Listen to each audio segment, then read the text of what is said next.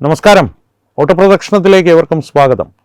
തത്വമയുടെ chief editor Rajesh പിള്ളയുടെ വാക്കുകളിൽ നിന്ന് നമ്മുടെ പ്രിയപ്പെട്ട ആർ.പിയുടെ വാക്കുകളിലൂടെ ഇന്നത്തെ ഓട്ടപ്രദക്ഷിണം തുടങ്ങുകയാണ്. അദ്ദേഹം ഇന്ന് നമുക്കെല്ലാവർക്കും പ്രിയപ്പെട്ട ടി.ജി. മോഹൻദാസ് സാറിനെ സന്ദർശിച്ചിരുന്നു. ആ സന്ദർശനത്തിന് ശേഷം അദ്ദേഹം ഒരു ഫേസ്ബുക്ക് പോസ്റ്റ് ഇട്ടിരുന്നു. ആ ഫേസ്ബുക്ക് പോസ്റ്റിലെ അദ്ദേഹത്തിൻ്റെ വാക്കുകളിലൂടെ ഇന്നത്തെ ഓട്ടപ്രദക്ഷിണം തുടങ്ങാം. ഒരല്പം ഗൗരവമുള്ള വിഷയമാണ്. ടി.ജി. മോഹൻദാസ് സാർ തന്നെയാണ് പതിപോലെ ഇന്നത്തെയും വിഷയം. കാരണം കഴിഞ്ഞ കുറേ ദിവസങ്ങളായി ആക്രമണങ്ങളും പ്രത്യാക്രമണങ്ങളും ഒക്കെ ആ മനുഷ്യനെ പ്രതി നടക്കുന്നുണ്ട്. വാദപ്രതിവാദങ്ങളും എല്ലാം ചൂടുപിടിക്കുകയാണ്. അതുകൊണ്ട് തന്നെ ആർ.പിയുടെ വാക്കുകളിലേക്ക് പോകാം. ശ്രീ ടി.ജി. മോഹൻദാസിനെ അല്പം മുമ്പ് കണ്ട് സംസാരിച്ചു. കൂടുതൽ ഊർജ്ജസ്വലനായതുപോലെ. ഒരാളാണ് ഈ കുഴപ്പങ്ങൾക്കെല്ലാം കാരണം, രാജേഷ് പിള്ള എന്നാണ് അയാളുടെ പേര് എന്ന് പറഞ്ഞപ്പോൾ ഞെട്ടി. പിന്നാലെ പൊട്ടിച്ചിരിയും. ജനൻ ടി.വി. തുടങ്ങുമ്പോൾ എറണാകുളം BTHൽ നടന്ന ഞങ്ങളുടെ കൂടിയാലോചനയിൽ പൊളിച്ചെഴുത്ത് എന്ന പേരിൽ മാധ്യമ അജണ്ടകൾ തുറന്നു കാട്ടുന്ന ഒരു പരിപാടിയുടെ കൺസെപ്റ്റ് ഞാൻ അവതരിപ്പിച്ചതും അത് ടി.ജി. തന്നെ അവതരിപ്പിക്കണമെന്ന് അഭ്യർത്ഥിച്ചതുമൊക്കെ പിന്നീട് വർഷങ്ങൾക്ക് ശേഷം അദ്ദേഹം തന്നെ ഒരു അഭിമുഖത്തിൽ പറഞ്ഞിരുന്നു. അതാണ് ഉദ്ദേശിച്ചതെന്ന് പെട്ടെന്ന് മനസ്സിലാക്കാൻ പറ്റിയില്ല. ഏറെ നേരം സംസാരിച്ചു. ജാമ്യമൊക്കെ നിഷേധിച്ച് ഈ മനുഷ്യനെ ജയിലിൽ അടച്ച് ആരെ പ്രീണിപ്പിക്കാനാണ് ആഭ്യന്തര വകുപ്പ് ശ്രമിച്ചതെന്ന് അറിയില്ല. കേരളത്തിലെ സവിശേഷ രാഷ്ട്രീയത്തിൽ ഇരട്ടത്താപ്പിൻ്റെ ഒരു ക്ലാസിക് ഉദാഹരണമായി ഈ കേസ് മാറുമെന്നതിൽ സംശയവുമില്ല. ഇത്രയുമാണ് ആർ.പിയുടെ ചുരുക്കം വാക്കുകൾ അദ്ദേഹം കുറിപ്പായി എഴുതിയതാണ് ഫേസ്ബുക്കിൽ. പക്ഷേ ഈ വാക്കുകളിൽ ജനം ടി.വിയിലെ പൊളിച്ചെഴുത്ത് എന്ന പരിപാടി ടി.ജി. അവതരിപ്പിക്കുന്ന ഒരു ചരിത്രമുണ്ട്. കാരണം അതിൽ മാധ്യമ അജണ്ടകൾ അദ്ദേഹം പൊളിച്ചു കാട്ടാറുണ്ട്. അതുകൊണ്ട് തന്നെ കേരളത്തിലെ ഒരുവിധപ്പെട്ട മുഖ്യധാരാ മാധ്യമങ്ങൾക്കൊന്നും അദ്ദേഹത്തെ അത്ര പഥ്യമല്ല. ഒപ്പം അദ്ദേഹത്തിൻ്റെ തീക്ഷ്ണമായ എന്നാൽ ഒരല്പം പോലും അസഭ്യമില്ലാത്ത ഭാഷയിലുള്ള രൂക്ഷമായ വിമർശനങ്ങൾ താങ്ങുവാനുള്ള കരുത്ത് ഇടത് ജിഹാദി ആവാസ വ്യവസ്ഥയ്ക്കോ കോൺഗ്രസിനോ ഇല്ലതാനും. കാരണം കൃത്യമായിട്ടുള്ള വസ്തുതകൾ വെച്ച് തെളിവുകൾ സഹിതം തീയതി എല്ലാം ചേർത്ത് കൃത്യമായ വാദമുഖങ്ങൾ നിരത്തി അവരുടെ കള്ളത്തരങ്ങളെ നിരന്തരം പൊളിക്കുന്ന ഒരു സംവാദകനാണ് ശ്രീ ടി.ജി. മോഹൻദാസ്. അതുകൊണ്ട് തന്നെ അദ്ദേഹത്തെ അവർക്കും അത്ര പഥ്യമല്ല. ഇപ്പോൾ ഇദ്ദേഹത്തിൻ്റെ പേരിൽ ചുമത്തപ്പെട്ടിരിക്കുന്ന ഈ കേസ് തത്വമൈ ന്യൂസ് തന്നെ പലതവണ പറഞ്ഞതുപോലെ ഏതെങ്കിലും ഒരു തരത്തിൽ അദ്ദേഹത്തെ കുറച്ച് നാളേക്ക് നിശബ്ദനാക്കുക എന്നുള്ള തരത്തിലുള്ള ഒരു നീക്കമായിരുന്നു.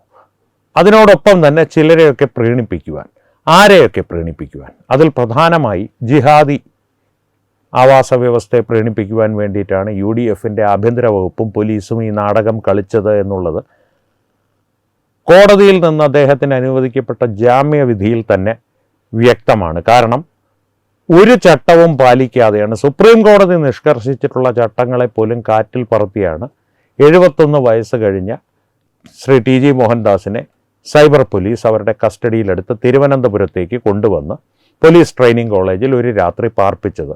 ജിഹാദികൾ പറയുന്നത് പോലെ ഏതെങ്കിലും സെല്ലിൽ കൊതുകുകടി കൊണ്ട് കിടക്കാനല്ല അദ്ദേഹത്തെ കൊണ്ടുപോയത്. അങ്ങനെയും കൂടി കൊണ്ടുപോയിരുന്നെങ്കിൽ പോലീസ് ഇന്നലെ വിവരമറിഞ്ഞേനെ. അദ്ദേഹത്തിന് ജാമ്യം ലഭിച്ച സമയത്ത് കോടതിയുടെ ബെഞ്ചിൽ കയറി നിന്ന് ഉത്തരം പറയേണ്ടി വന്നേനെ അവർ. പക്ഷെ പോലീസുകാർ അദ്ദേഹത്തോട് വളരെ മര്യാദയോടുകൂടിയാണ് പെരുമാറിയത്. കാരണം അവർക്ക് തന്നെ അറിയാം ഈ ചുമത്തുന്ന കേസിന് നാളെ കോടതിയിൽ എത്തുന്ന നിമിഷം വരെ ആയുസുള്ളൂ. അല്ലെങ്കിൽ അവർക്ക് ഇദ്ദേഹത്തെ കസ്റ്റഡിയിൽ ലഭിക്കില്ല എന്ന് കസ്റ്റഡിക്ക് വേണ്ടിയിട്ട് അവർ അപേക്ഷിച്ചെങ്കിൽ പോലും ജാമ്യത്തെ അവർ എതിർത്തെങ്കിൽ പോലും അവർക്ക് തന്നെ വ്യക്തമായി അറിയാമായിരുന്നു, പ്രോസിക്യൂഷനും അറിയാമായിരുന്നിരിക്കണം. ശാസ്തമംഗലം അജിത്ത് എന്ന പ്രഗത്ഭനായ അഭിഭാഷകൻ്റെ കഴിവിനെ ഒട്ടും കുറച്ച് കാണുകയല്ല. പക്ഷെ വളരെ ദുർബലമായ ഒരു കേസും എല്ലാ ചട്ടങ്ങളും ലംഘിച്ചുകൊണ്ടുള്ള നേരത്തെ നോട്ടീസ് അയക്കണം, 5 വർഷങ്ങൾക്ക് താഴെ ശിക്ഷ ലഭിക്കുന്ന ഒരു കുറ്റകൃത്യമാണ് ഒരു പ്രതിയുടെ മേൽ അല്ലെങ്കിൽ ഒരാളുടെ മേൽ ആരോപിക്കപ്പെടുന്നതെങ്കിൽ അയാളെ കസ്റ്റഡിയിലെടുക്കുന്നതിന് മുൻകൂറായി അയാൾക്ക് നോട്ടീസ് നൽകണമെന്നുള്ള ചട്ടം തുടങ്ങി എല്ലാ മാനദണ്ഡങ്ങളും കാറ്റിൽ പറത്തിയാണ് സൈബർ പോലീസ് ടി.ജി. മോഹൻദാസിനെ കസ്റ്റഡിയിലെടുത്തത്. ജാമ്യം ലഭിക്കുവാൻ അത് മാത്രമല്ലൊരു കാരണം. രണ്ടാമത്തെ ഒരു പ്രധാന കാരണമുണ്ട്. ആരാണോ ഒരു വ്യക്തിക്കെതിരെ പരാതി നൽകിയത്, എന്ത് വിഷയത്തിലാണോ പരാതി നൽകിയത്, ആ വിഷയത്തുമായി നേരിട്ട് ബന്ധമുള്ള ഒരാളായിരിക്കണം പരാതിക്കാരൻ. അല്ലെങ്കിൽ ആ വിഷയം നേരിട്ട് പരാതിക്കാരനെ ബാധിക്കുന്ന തരത്തിലായിരിക്കണം നിയമത്തിൻ്റെ ചട്ടങ്ങൾ പോകേണ്ടത്, അല്ലെങ്കിൽ നിയമത്തിൻ്റെ പ്രവർത്തനങ്ങൾ നീങ്ങേണ്ടത്. ഉദാഹരണം പറഞ്ഞു കഴിഞ്ഞാൽ, ഞാൻ ഒരാളെ തല്ലുന്നത് ഒരാൾ കണ്ടു, ആ കണ്ട വ്യക്തി മറ്റൊരാളോട് പറഞ്ഞു, ആ പറഞ്ഞ വ്യക്തി അതൊരു ഫേസ്ബുക്ക് പോസ്റ്റ് ഇട്ടു, ആ ഫേസ്ബുക്ക് പോസ്റ്റ് വായിച്ച എന്നോട് വിരോധമുള്ള ഒരാൾ എനിക്കെതിരെ ഞാൻ ഒരാളെ തല്ലി എന്ന് പറഞ്ഞ് കേസ് കൊടുത്താൽ, ഈ തല്ലുകൊണ്ട വ്യക്തി ആ കേസിൽ കക്ഷി ചേർന്നില്ലെങ്കിൽ, ആ പരാതിയിൽ കക്ഷി ചേർന്നില്ലെങ്കിൽ, ഈ പരാതിക്കാരനും ഞാൻ ചെയ്ത ഈ കുറ്റകൃത്യവുമായിട്ട് നേരിട്ട് ബന്ധമൊന്നുമില്ല എന്ന് വരും. പിന്നീട് വേണമെങ്കിൽ ഏതെങ്കിലും വീഡിയോയൊക്കെ പുറത്തു വന്നാൽ സ്വമേധയാ കേസ് എടുക്കാം. പക്ഷേ ഈ പരാതിക്കാരൻ കൊടുത്ത പരാതി നിലനിൽക്കില്ല. അതാണ് നേരിട്ട് ബന്ധമില്ലാത്ത പരാതിക്കാരൻ എന്ന് പറയുന്നത്. ഈ വിഷയത്തിൽ TG മോഹൻദാസിൻ്റെ വിഷയത്തിൽ SDPIക്കാരനായ ഒരു വ്യക്തിയാണ് ആ പരാതിക്കാരൻ. അതുകൊണ്ട് തന്നെയാണ് അദ്ദേഹത്തിന് ജാമ്യം ലഭിക്കുന്നത് കൂടുതൽ എളുപ്പമായത്. തന്നെയുമല്ല, അദ്ദേഹത്തിൻ്റെ മേൽ ചുമത്തപ്പെട്ടിട്ടുള്ള കുറ്റങ്ങൾ അല്ലെങ്കിൽ ആരോപിക്കപ്പെട്ടിട്ടുള്ള കുറ്റങ്ങളൊന്നും കോടതിയിൽ പ്രഥമ ദൃഷ്ട്യാ തന്നെ നിലനിൽക്കുന്നതല്ല. അപ്പോൾ പറയും TG കുറ്റസമ്മതം നടത്തിയല്ലോ. TG കുറ്റസമ്മതം നടത്തി എന്ന് പറയുന്നത് ഒരു സാങ്കേതികമായ പ്രയോഗം മാത്രമാണ്. കാരണം കുറ്റമാണ് ആരോപിച്ചിരിക്കുന്നത്. TG ആ വീഡിയോയിൽ പറഞ്ഞതെല്ലാം കുറ്റമാണെന്ന് പോലീസിൻ്റെ ആരോപണമാണ്. ഇന്ന കാരണങ്ങളാണ് നിങ്ങളുടെ അല്ലെങ്കിൽ കാര്യങ്ങളാണ് നിങ്ങളുടെ മേൽ ആരോപിക്കപ്പെട്ടിരിക്കുന്നത്, കുറ്റം സമ്മതിക്കുന്നുണ്ടോ, അല്ലെങ്കിൽ അത് നിങ്ങൾ സമ്മതിക്കുന്നുണ്ടോ? ആ വീഡിയോയിൽ പറഞ്ഞതെല്ലാം ഞാൻ പറഞ്ഞതാണ്, അതായത് അതിൽ ഇപ്പോഴും ഞാൻ ഉറച്ചു നിൽക്കുന്നു എന്നാണ് ശ്രീ TG മോഹൻദാസ് കോടതിയിൽ പറഞ്ഞത്. ഇതൊക്കെ ഈ ജിഹാദികൾക്ക് സങ്കല്പിക്കുവാൻ പോലും സാധിക്കാത്ത ഒരു പ്രവർത്തനങ്ങളാണ്, അല്ലെങ്കിൽ ഒരു മനുഷ്യൻ്റെ സ്വഭാവ രീതികളാണ്. കാരണം ഏതെങ്കിലും തരത്തിൽ തെളിവുകൾ ഇല്ലാതാക്കി പിന്നെയും പോയി നമ്മുടെ ജിഹാദ് നടത്തണമെന്നുള്ള ത്വരയിൽ നടക്കുന്ന, അല്ലെങ്കിൽ ഒറ്റയ്ക്കാകുമ്പോൾ, ഒരു സംഘമായിട്ടല്ലാതെ ഒറ്റയ്ക്കാകുമ്പോൾ ഭയന്ന് വിറയ്ക്കുന്ന ജിഹാദികൾക്ക്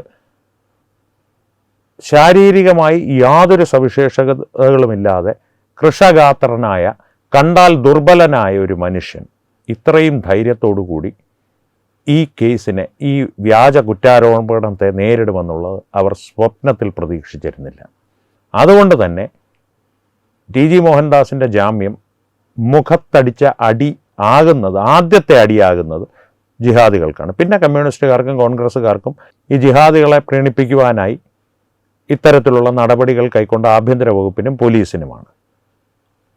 അതൊക്കെ വസ്തുതകളായി നിലനിൽക്കുമ്പോൾ തന്നെ TGയുടെ കാര്യത്തിൽ ഒരല്പം ജാഗ്രത TGയുടെ പ്രിയപ്പെട്ടവരും TGയുടെ സംഘടനയും RSSനെ തന്നെയാണ് ഉദ്ദേശിക്കുന്നത്, പാലിക്കേണ്ടതുണ്ട്. കാരണം മറുവശത്ത് ജിഹാദികളാണ്. ഇത്തരത്തിലൊരു പരാജയം അവർക്ക് നേരിട്ടാൽ സാധാരണ അവർ മാളത്തിൽ ഒളിക്കുകയാണ് പതിവ്. പക്ഷേ അവർ എതിർക്കുന്ന TG മോഹൻദാസ് അവരെ സംബന്ധിച്ചിടത്തോളം നിസാരനായൊരു ശത്രുവല്ല. അതുകൊണ്ട് തന്നെയാണ് ഇത്രയും ശ്രമപ്പെട്ടവർ TGയെ പൂട്ടുവാനായി ഇറങ്ങിയതും ആഭ്യന്തര വകുപ്പിനെ വരെ സ്വാധീനിച്ച് SDPIയെ പ്രത്യക്ഷമായി വർഗീയ പാർട്ടി എന്ന് തള്ളിക്കളഞ്ഞ ആഭ്യന്തര വകുപ്പാണ് SDPIക്കാരൻ്റെ പരാതിയിൽ പ്രഥമ ദൃഷ്ട്യാ തന്നെ തള്ളിപ്പോകുന്നൊരു കേസ് TG മോഹൻദാസിൻ്റെ മേൽ ചുമത്തി അദ്ദേഹത്തെ എറണാകുളത്ത് നിന്ന്, മട്ടാഞ്ചേരിയിൽ നിന്ന് അറസ്റ്റ് ചെയ്ത് രാത്രിക്ക് രാത്രി തിരുവനന്തപുരത്ത് എത്തിച്ചത്. അതുകൊണ്ട് തന്നെ ഇത്രയും സ്വാധീനം അവർ ചെലുത്തിയിട്ടുണ്ടെങ്കിൽ ആ ചെലുത്തിയ സ്വാധീനം വെറുതെയല്ല, അവർ അറിഞ്ഞിറങ്ങിയിരിക്കുകയാണ് TGയുടെ പിന്നാലെ. എന്ന് വെച്ച് നാളെ അവർ TGയെ ജോസഫ് മാഷിനെ അപായപ്പെടുത്തിയതുപോലെ അപായപ്പെടുത്തുമെന്നല്ല ഞാൻ പറഞ്ഞത്. അപായപ്പെടുത്തിക്കൂടൊന്നുമില്ല. പോലീസ് ഉൾപ്പെടെയുള്ള സംവിധാനങ്ങൾ അതിൽ ശ്രദ്ധ പതിപ്പിച്ചേ മതിയാകൂ. അതിനുമുപരി TGയുടെ പ്രിയപ്പെട്ടവർ ഈ വിഷയത്തിൽ ശ്രദ്ധ പതിപ്പിക്കണം.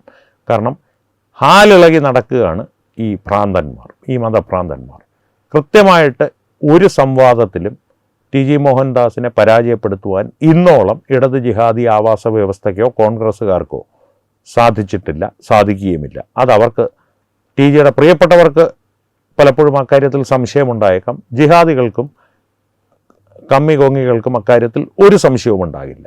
അതുകൊണ്ട് തന്നെ TG മോഹൻദാസിൻ്റെ സംരക്ഷണം, എന്ന് വെച്ചാൽ അദ്ദേഹത്തെ ഒളിപ്പിക്കണമെന്നോ മറച്ചു പിടിക്കണമെന്നോ എന്നല്ല, അതിനൊന്നും ആ മനുഷ്യൻ തയ്യാറായില്ല. പക്ഷേ സ്വതന്ത്ര സഞ്ചാരം ഇഷ്ടപ്പെടുന്ന, സ്വതന്ത്ര സംഭാഷണം ഇഷ്ടപ്പെടുന്ന, സ്വതന്ത്ര യുക്തി ഇഷ്ടപ്പെടുന്ന, സ്വതന്ത്ര ചിന്ത ഇഷ്ടപ്പെടുന്ന ആ മനുഷ്യനെ മലയാളി സമൂഹത്തിനും ഭാരതീയ സമൂഹത്തിനും ഇനിയും ആവശ്യമുണ്ട്. അതുകൊണ്ട് തന്നെ ഇത്തരത്തിലുള്ള ദുഷ്ടശക്തികളിൽ നിന്ന് അദ്ദേഹത്തെ സംരക്ഷിക്കേണ്ട ഒരു ഉത്തരവാദിത്തം കൂടി സമൂഹത്തിനുണ്ട്, കേരളീയ സമൂഹത്തിനുണ്ട്, TGയുടെ പ്രിയപ്പെട്ടവർക്കുണ്ട്, RSSനുണ്ട്, BJPക്കുണ്ട്. അഭിപ്രായ വ്യത്യാസങ്ങൾ ഇന്നലെ തന്നെ തത്വമയി ന്യൂസ് പറഞ്ഞതുപോലെ അഭിപ്രായ വ്യത്യാസങ്ങൾ രാഷ്ട്രീയ കക്ഷിക്കുള്ളിലും സംഘടനകൾക്കുള്ളിലും ഉണ്ടാകുമെങ്കിലും കാര്യമുള്ള കാര്യം വരുമ്പോൾ ഒന്നാകും എന്നുള്ള സംഘടനയുടെ തത്വം ഏറ്റവും കൂടുതൽ പ്രാവർത്തികമാകേണ്ട ഒരു അവസരമാണ് ഇത്. ടി ജി മോഹൻദാസിനെ സംരക്ഷിക്കണമെന്നോ, അതായത് 24 മണിക്കൂറും Z സെക്യൂരിറ്റി, Z+ സെക്യൂരിറ്റി കൊടുക്കണമെന്നോ ഒന്നുമല്ല ഇതിൻ്റെ അർത്ഥം. ജിഹാദികൾ നാളെ അദ്ദേഹത്തെ വെട്ടിക്കൊലപ്പെടുത്തുവാൻ വണ്ടിയും എടുത്തിങ്ങി പോരുമെന്നുമല്ല അതിൻ്റെ അർത്ഥം. തുടരെയുള്ള ആക്രമണങ്ങൾ, അത് വ്യാജ കേസുകൾ വഴിയായാലും മറ്റാരോപണങ്ങൾ വഴിയായാലും ഒരുപക്ഷെ ശാരീരികമായ ആക്രമണങ്ങളിലൂടെ ആയാലും ടി ജിക്ക് നേരെ ഉണ്ടാകുവാനുള്ള സാധ്യതയുണ്ട്. ഇന്നലെ സംഘത്തിൻ്റെ ഒരു സാന്നിധ്യം കോടതി പരിസരത്തുണ്ടായിരുന്നത് കൊണ്ട് മാത്രമാണ് പ്രതിഷേധിക്കുവാൻ വന്ന 4-ഉം 3-ഉം 7 കമ്മികളുടെ ഇടയിൽ ജിഹാദികൾ കടന്നുകൂടാത്തത് എന്ന് ഞാൻ ഉറച്ചു വിശ്വസിക്കുന്നു. കാരണം സംഘത്തിൻ്റെ പ്രധാനികൾ ആരാണ് അവിടെ ഉണ്ടായിരുന്നത് എന്നുള്ളത് വ്യക്തമായി മാധ്യമങ്ങൾക്ക് മനസ്സിലായിട്ടില്ലെങ്കിലും ജിഹാദികൾക്ക് മനസ്സിലായിട്ടുണ്ട്. അത്തരത്തിലൊരു സംരക്ഷണ വലയം ടി ജിക്ക് ചുറ്റും ഉണ്ടാകുമെന്നവർ പ്രതീക്ഷിച്ചില്ല. കാരണം തുടക്കത്തിൽ ടി ജിയുടെ അഭിപ്രായത്തിനെ സംബന്ധിച്ച് RSS നടത്തിയ ഒരു പ്രതികരണം ആയിരുന്നു അതിൻ്റെ കാരണം. അതാണ് ഞാൻ പറഞ്ഞത്, കാര്യമുള്ള കാര്യം വരുമ്പോൾ ഇവരെല്ലാം ഒന്നാണ് എന്ന് ഒരു പോലീസുകാരൻ പറഞ്ഞതായിട്ട് ഇന്നലെ യുവരാജ് ഗോകുൽ പറഞ്ഞിരുന്നു. അത് സത്യമാണ് എന്ന് മറ്റാർക്കറിയില്ലെങ്കിലും ജിഹാദികൾക്കറിയാം. കാരണം ഏറ്റവും കൂടുതൽ അവർ ഭയപ്പെടുന്നത് സംഘമെന്ന പ്രസ്ഥാനത്തെയാണ്, സംഘപ്രവർത്തകരെയാണ്. അതും ടി ജിയെപ്പോലെ ദൃഢമനസ്കരായിട്ടുള്ള, പറഞ്ഞതിൽ നിന്നോ പ്രവർത്തിക്കുവാൻ തുടങ്ങുന്നതിൽ നിന്നോ ഒരിഞ്ച് പിന്നോക്കം നീങ്ങില്ല, അത് തല പോയാലും നീങ്ങില്ല എന്ന ഉറപ്പോടുകൂടി രാജ്യസ്നേഹികളായി രാഷ്ട്ര സേവനത്തിനായി ഇറങ്ങിത്തിരിച്ച വയോധികന്മാരെ അവർക്ക് വളരെ ഭയമാണ്. ശാരീരികമായി 10 പേരെ അടിച്ചിടുന്നവരെ അവർക്ക് എങ്ങനെയെങ്കിലും ബോംബെറിഞ്ഞോ വിഷം കൊടുത്തോ ഒക്കെ കൊല്ലാം, ഏതെങ്കിലും ചതിയിലൂടെ. പക്ഷെ ടി ജി മോഹൻദാസ് ഒരു വ്യക്തിയല്ല, ഒരാശയമാണ്.